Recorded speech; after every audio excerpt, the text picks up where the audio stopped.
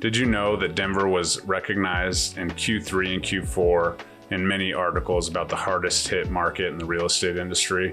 The honest truth is that is absolutely the case, but I'm going to tell you today why there are still 5 reasons to buy a home in 2023 in Denver and the suburbs.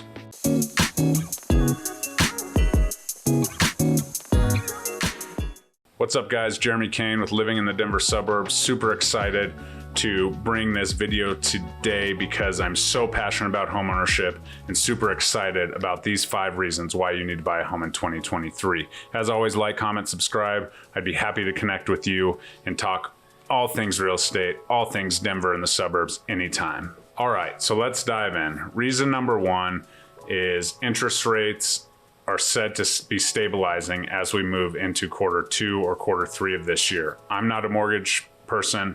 However, all the lenders are talking about how they see the recession, coming and hitting, maybe not. They're talking about inflation being under control, and they're all pointing to that Q2, Q3. They've even heard the date of May 10th is a day when inflation will be over. And so people think that the mortgage rates will stabilize a bit at that point in time.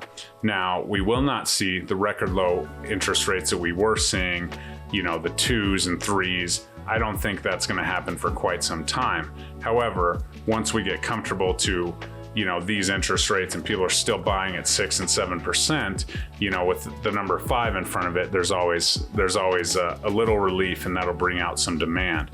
Now, one thing to think about and consider is taking advantage of this little bit less competitive market before the interest rates drop, utilizing some of these 2-1 buy downs, 3-2-1 buy downs, temporary buy downs, or permanent buy downs are a thing that's definitely worth consideration. And if you do that now, maybe you take advantage of the slower market. Maybe the seller's a little more likely to, give you a concession and help you with those buy downs. And so check out these creative lending options that I have in this video to really dive into that piece. But with the interest rate set to be stabilizing, I think that you do have an opportunity to get in now and either refinance later if you can, or possibly, take advantage of a permanent buy down, which will bring your interest rate to the point where, it's definitely within reason and probably what you would get if you waited till the end of the year here. Number 2 reason to buy is exactly that, Denver. The Denver market has appreciated on average above the national average. Denver is usually around 6% appreciation. And although we may see slightly lower appreciation this year due to, the interest rates and the economy and all of this, which I don't think we will, but if we do, you understand that on average that home price is going to appreciate about 6% a year. And maybe you have a little bit of slow year and then you have bigger years.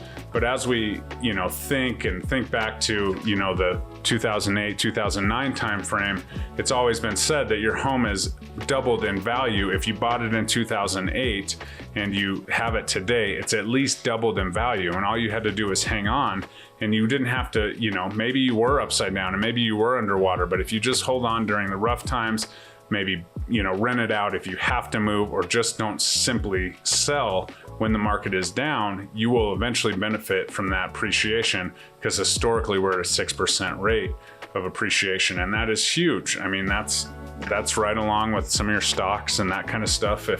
If you're not in the super risk adverse, and that's where that's at. So 6% appreciation in the Denver area, it's a desirable place to be. So that's something that you always have in your back pocket as a great reason to invest in real estate, especially in the Denver and the suburbs. With that said, Denver is so desirable, right at the base of the foothills. People are moving here and people are willing to pay a premium. And you look at some of the rents and that kind of stuff, and we're always in the, our rents are appreciating. It's just a desirable place to live.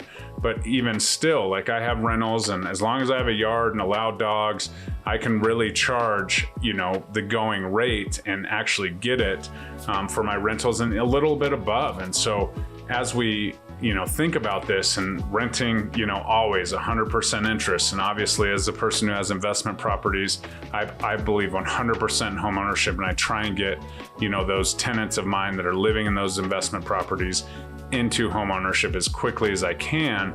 But renting is so expensive and it's 100% interest. My tenants are literally just paying down my mortgage so that when, we go to sell, that principal's low and, there's a big profit because I have appreciation, I have principal buy down, and I have so much equity that's building up at other people's expenses where, if you own, you're paying down your principal at the very least. Even if you do have a bad appreciation year, you're still paying down that principal as kind of a savings account for you to utilize and building towards your wealth. At least part of your payment is going towards that principal buy down every single year. And with that said, people just love living in Denver, the base of the foothills. They like to hike, they like to mountain bike, they like to ski. And so here in Denver and the suburbs, we're absolutely at a place where, it's expensive to rent and it might be just a little more expensive to buy, but at least you're paying towards your wealth instead of someone else's. And as we mentioned, we're going to kind of touch on that interest rate as it's going to relate to supply and demand. So if that interest rate does stabilize like they say it will, I've heard a lot of people talk about it settling in the mid fives. Who knows where it goes, but as long as it stabilizes, I think people will, get out. And with that interest rate possibly lowering or stabilizing, that's going to bring demand to the market. And so, because buyers are sitting there, they're reading the headlines. As much as I get on here and talk about it, they're very influenced by what the news is saying and all of that. So once those interest rates tick down, there's going to be a flood of buyers to the market. And when that happens, our inventory is still not even anywhere near where it needs to be. Almost 100,000 homes short, according to Barry Habib, who I, was lucky enough to sit in on a Zoom call that he had last week, and 100,000 homes nationwide. But still, there's an inventory shortage, and there is no possible way for prices to continue to go down if there's no inventory.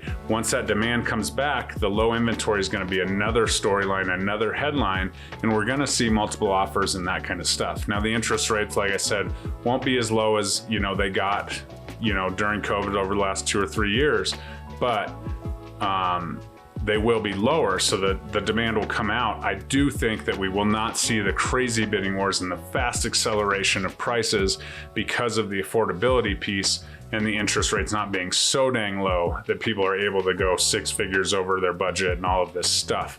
And so I think that that's going to kind of control the prices a little bit, but even still, 1, 2 multiple offers, that means we're getting a list or even above list price, buyers giving away some of their rights as far as inspection, all that stuff that comes into play when it gets in that competitive season. And so I think that, with the interest rates lowering, I think that's going to be the catalyst to bring people back out in the market and amplify our inventory shortage. So don't wait for that. And then this is probably the number one reason. It's number 5, but I'm going to call it number 1. If you think back to 2020 and everyone didn't know what was going on, COVID was here, everybody was freaked out. What's going to happen to the real estate market? People are saying, don't, sit on the sidelines, wait. Think about if you would have just gone through the rigmarole and said, okay, I'm going to do this. Or maybe you did. Maybe you're watching this and you did buy a home in 2020, one of the 48 people I served in 2020. Think about if you had not made that move, right? You, in the Denver and the suburbs area, you experienced a 30 or 45% appreciation increase from 2020 to today. Maybe it's come back a little bit, but you're still sitting in the 30s, mid to high 30s of appreciation, I'm sure, in value. And so think about that. Like if you would have bought even a $300,000 condo and it appreciated 33%, you'd have $100,000 of equity that you gained just from appreciation, not to mention the principal buy down, not to mention having a shelter to live in. And so that's $100,000 that you made over the course of a year or 2, 3 years, whatever it was. And had you waited, you're going to have to pay for that instead of enjoy that equity. So that's something that I just caution you about. It will never make sense in any market for me to, suggest you rent a home, and that's one of the reasons, because you miss out on these appreciation booms, and you miss out on the opportunity to build your own wealth. And so just put yourself in the shoes, and maybe you were somebody who didn't buy, you listened, you're like, oh, it's too competitive, whatever, the market's going to crash. And now you're sitting here looking, the market has come back a little bit, has not crashed still. And you know, now you can't afford even the price that you would have paid then, because that condo, that $300,000 condo is now $400,000. And so that's just something to consider as you think about it, as you missed out on $100,000 because you listened to the headlines and you did that. So don't be that person. Don't be the person that's letting fear dictate and, you know, dictate your finances, especially because home ownership will always be a safe and stable product, an investment vehicle. You need shelter, you're paying for shelter. You might as well be paying towards your own, you know, wealth within that shelter. And if the market goes down, just don't sell your home. Rent it out, cover that mortgage, make sure that's a priority, and you'll absolutely be okay. So those are the 5 reasons why I think it's super important to buy a home in 2023. Moving up, downsizing, we can talk about it all. If you're interested, I do have access to a rent versus buying chart based county by county, zip code by zip code. If you're interested in that, comment your county or your city or your zip code below, and I'll make sure I get you that personalized form, and you can see the cost of renting versus ownership in your specific niche area. So super excited for that. Jeremy Kane, eXp Realty. Like, comment, subscribe. And if you're interested in moving to the Denver suburbs, give me a call. Bye-bye.